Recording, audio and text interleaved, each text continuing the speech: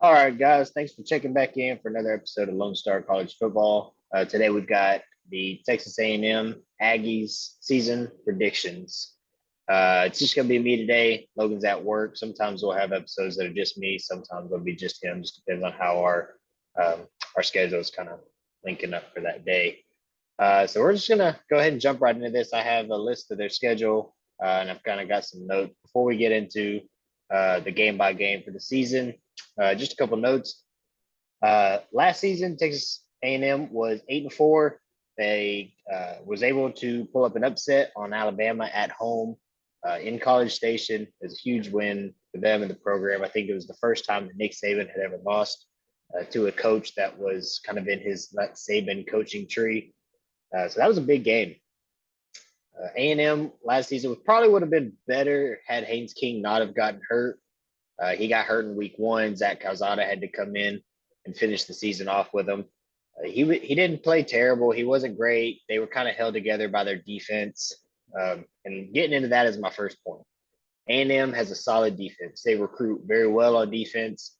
Mike Elko was their defensive coach for the last couple of years, and he had their defense pretty high. He took a coaching job, a head coaching job, I believe, at Duke.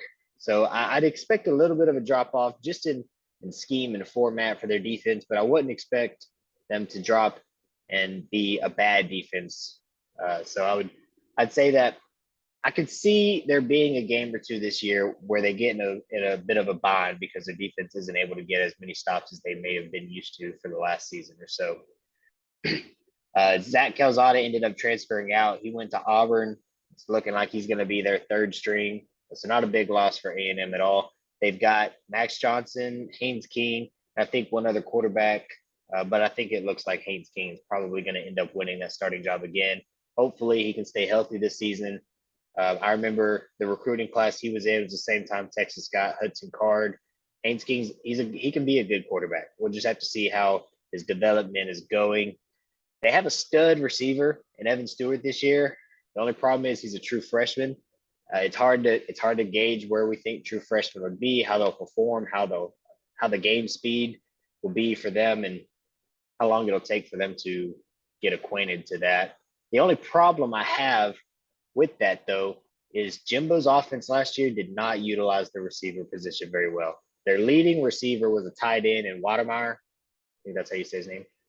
He had 515 yards, and then I don't remember the name of the second guy, but he had just over 500 as well. That's not really explosive. I'd like to see their starting receiver probably north of 800 yards.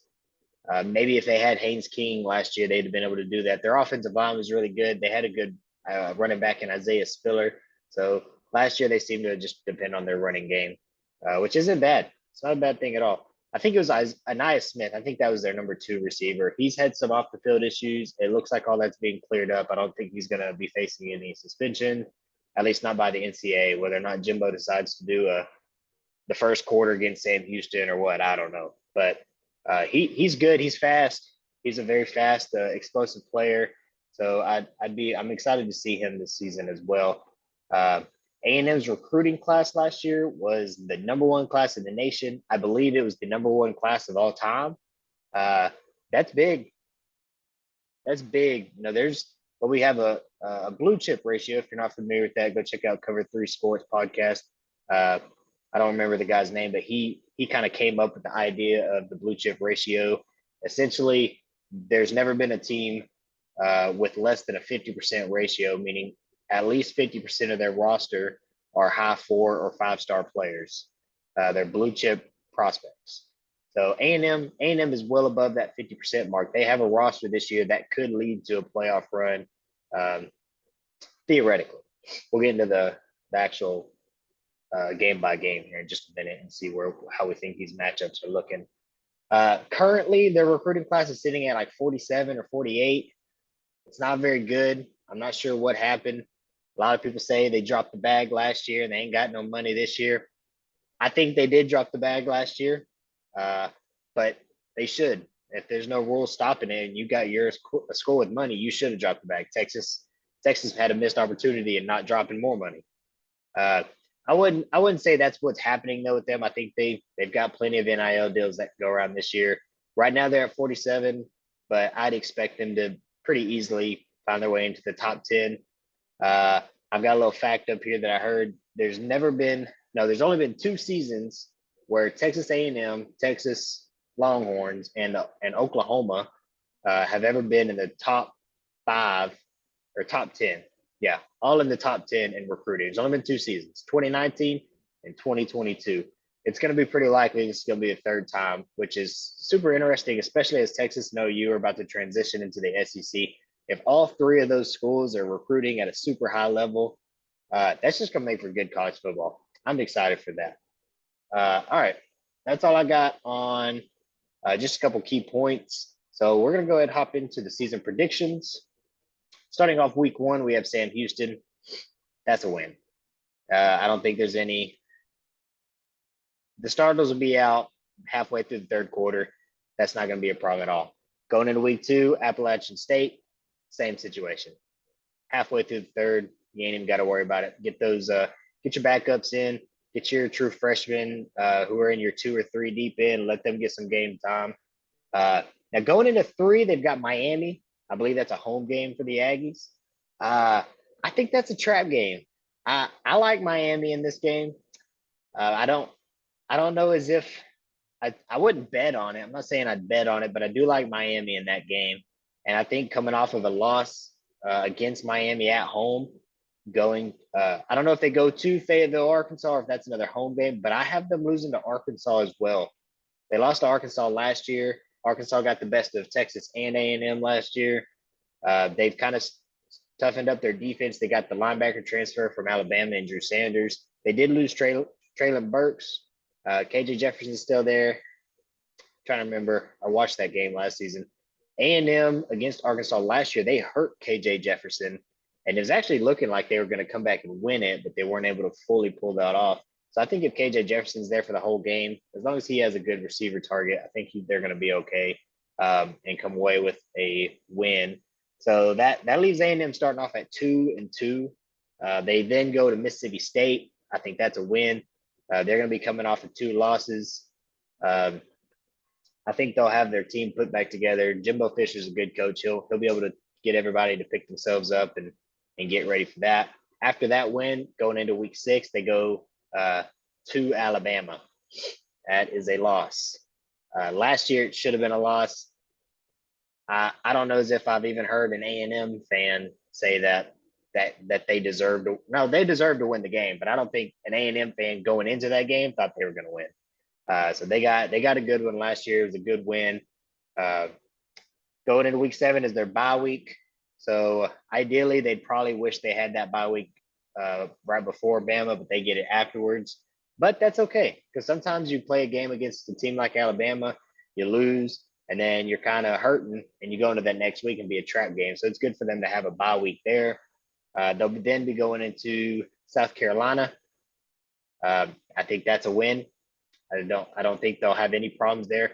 I think it's interesting because South Carolina has Spencer, like his name, Spencer Rattler and Stogden, the tight end. They both transferred from Oklahoma to South Carolina.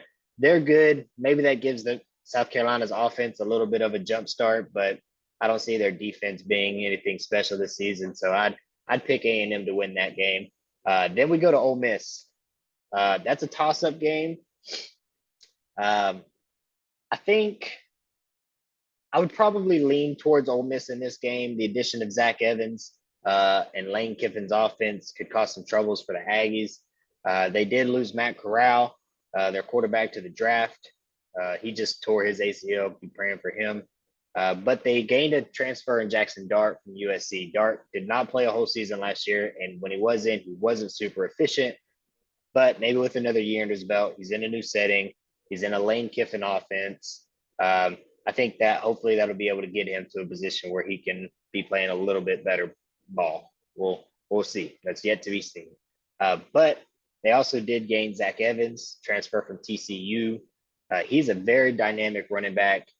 I think he's easily top 5 in the top 7 in college football as far as running backs. I watched with some friends. I watched the Texas TCU game last year, and it was almost like Texas had the ball, and we were watching to see what Bijan would do, and then TCU would get the ball, and we'd see what Zach Evans would do, and just each drive, it was like, no, I think he's better. No, he's better. He's just a dynamic running back.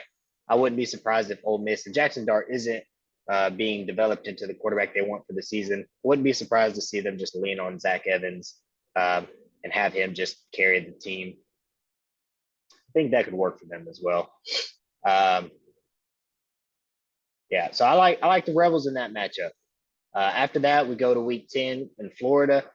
Once again, I don't know if that's at or I didn't think to put the at home or away, but they go to Florida, and I've got A&M winning that game. I think A&M will be able to beat Florida. They go into Auburn. I've got that as a win as well, partially because Auburn has a tough schedule at the end of the season. They've got a lot of big teams coming up, so I just think they're going to be bruised up. I'd probably pick A&M to beat them anyways, no matter where they played them in the season. But I think Auburn, especially at that point of the season, is going to have be kind of banged up. Week 12, we got UMass. That's an easy. That's a week 1 or week 2 situation. Halfway through the third quarter, they'll have their second, third strings in, getting some reps. Going into the last week of the season, we've got the LSU Tigers. I've actually got that also as a toss-up game. LSU beat A&M last year, and I wouldn't say that because of that I have it as a toss-up game. I just think LSU is kind of one of those teams where I look at them, I look at their talent, and I look at coaching, and they got Brian Kelly there now, and I see two very different teams. I almost can see a team that's pretty successful, not SEC championship successful, but much improved on the last 2 seasons. But then I also could see an LSU team that kind of finishes like they did the last 2 seasons. I think having a game like the week before A&M has UMass kind of gives them an edge against LSU because of the fact that they really don't have to prepare for UMass much. They almost have Auburn and then 2 weeks to prepare for LSU. So I think I just talked myself out of it. I did have that as leaning towards LSU. I think I'm gonna change that towards leaning towards A&M, which puts us at 4 losses. So that puts us at an 8-4 season. Their over under, according to DraftKings and Caesar Sportsbook too, I believe was 8.5. So that puts me at an 8-4 just looking. I guess my question is, do I think 8-4 is more likely? Yeah, I do.